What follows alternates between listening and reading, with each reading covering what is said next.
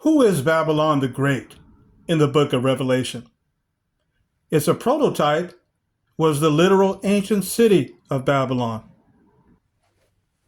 After the flood, Noah's family came out of the ark, and in due time,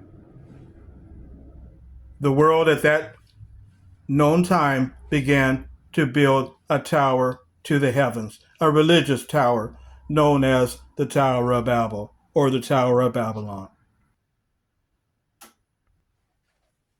However, the line of Shem resisted Babylon because Babylon was a religious center. The fact that Babylon was a religious center was the fact that they believed in the Trinity. In fact, they believed in multitudes of trinities. One of them was the two gods and the goddess of sin, the moon god, Shamash, the sun god, and Ishtar. These were said to be the rulers of the zodiac. The Babylonians also believed in the immortality of the human soul. And the Babylonians developed astrology in an effort to discover man's future in the stars.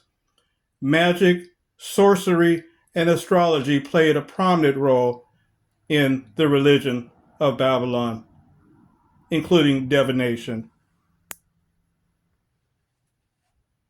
So although Babylon became the capital of a political empire in the 7th and 6th centuries BC, it was outstandingly prominent during its entire history as a religious center from which religious influence radiated in many directions.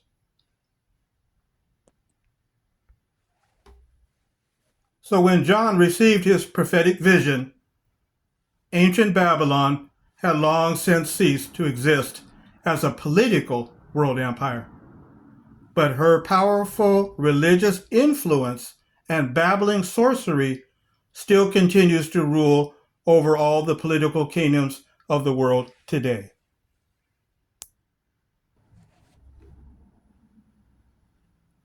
That is why Revelation describes Babylon the Great as a symbolic harlot, a prostitute who has a kingdom over the kings of the earth.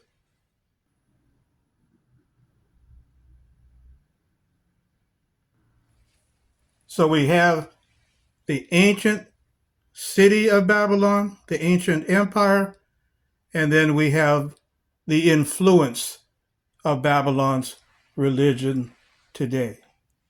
Two Babylons. She is a symbolic prostitute. She is not America. She is the world empire of false religion. And all the kingdoms and kings of the earth, including America, bow down to her to do her bidding and her fornicating with her. Again, who is Babylon the Great? It's a symbolic prostitute symbolizing the world empire of false religion.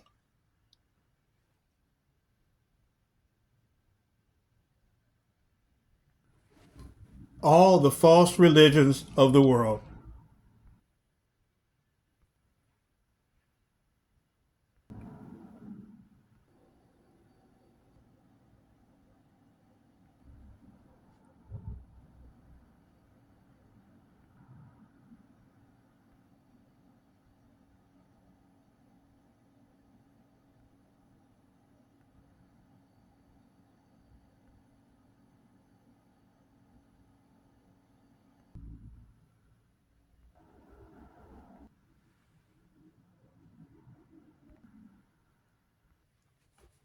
So what will soon happen to Babylon the Great? What does Revelation say? Revelation chapter 17, verses 16 and 17 give us the answer.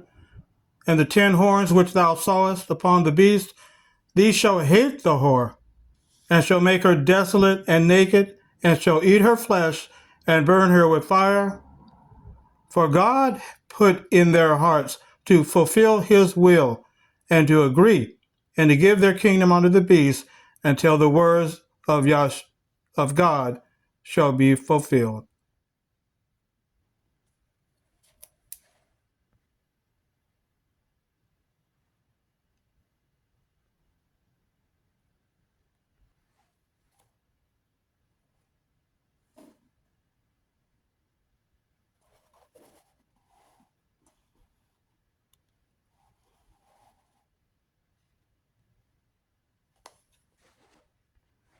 How could this happen? Will this actually happen? Will it really happen? Will we see this event in our lifetime? Pay close attention.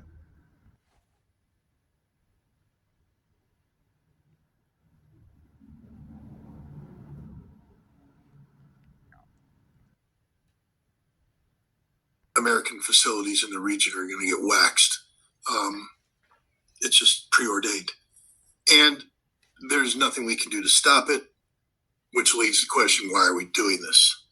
The Israelis have always hinted that they had something else up their sleeves. When they did the whole drone thing, that was a huge network, took decades to install, and it was rolled up. It's dead. But the Israelis were like, we got something else. Well, they just shot that bolt. Well, that something else was they had, the Israelis had created the ability to mobilize significant anti-demonstration riots.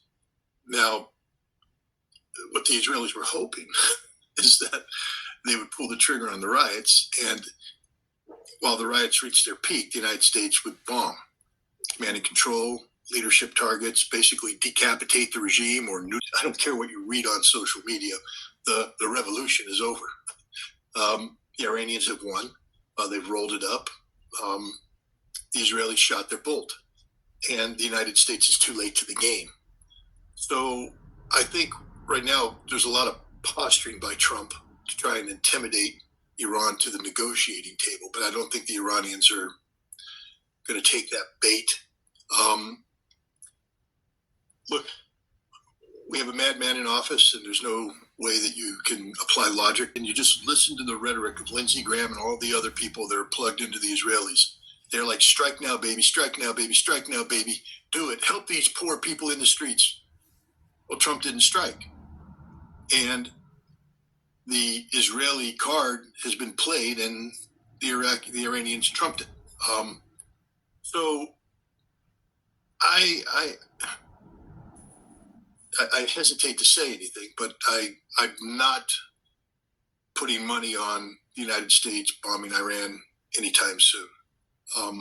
At least not the attack that Trump is talking about is a regime change attack. It's an attack to kill Khomeini, kill Pezeshkian, to kill the Republican Guard, a similar attack that the Israelis did in June 12th.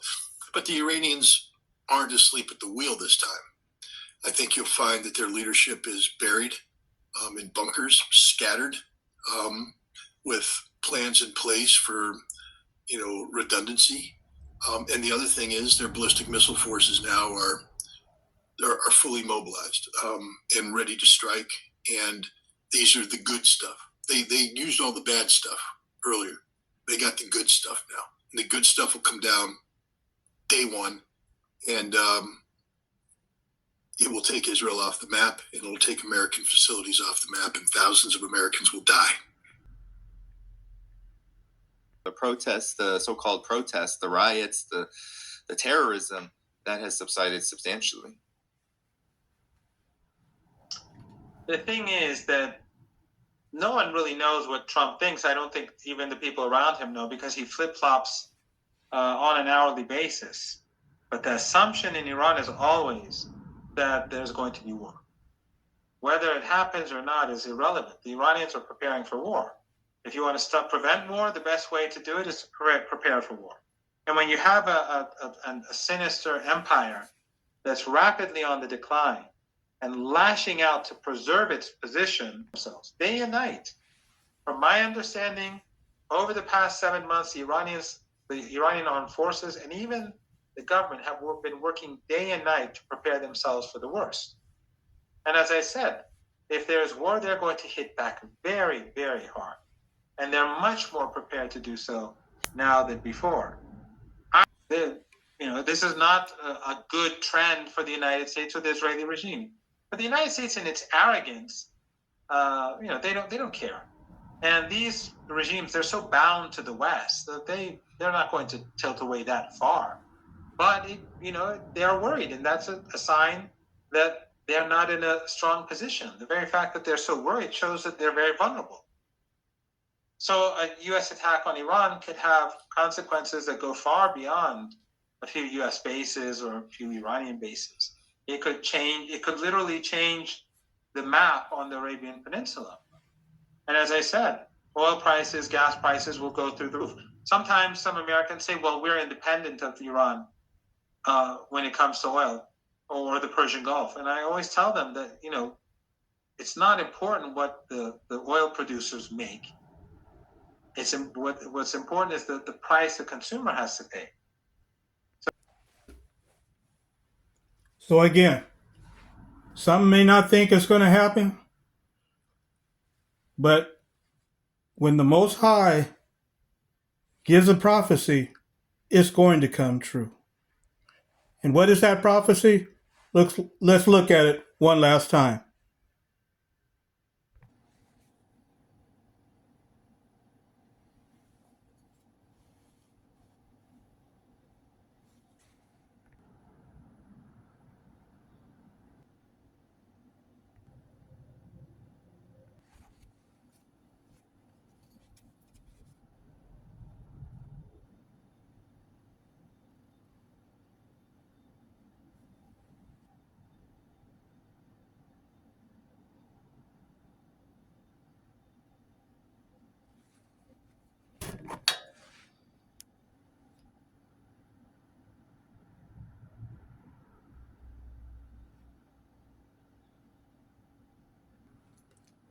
And the 10 horns, that is, the kings of the earth, including America,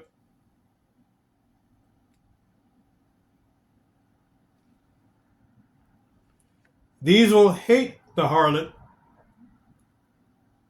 and will make her devastated and naked, and will eat up her fleshly parts and will completely burn her with fire. For God put it into their hearts to carry out his thought until the words of God will have been accomplished.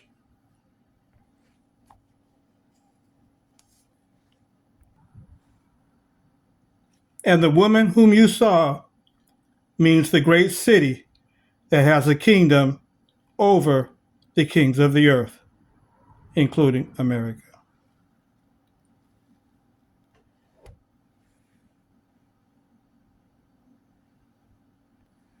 So again, Babylon the Great is not America.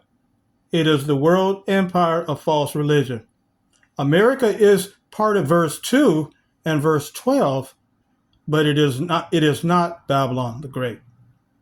But the Most High will also bring down all these kingdoms of the earth when this event breaks out.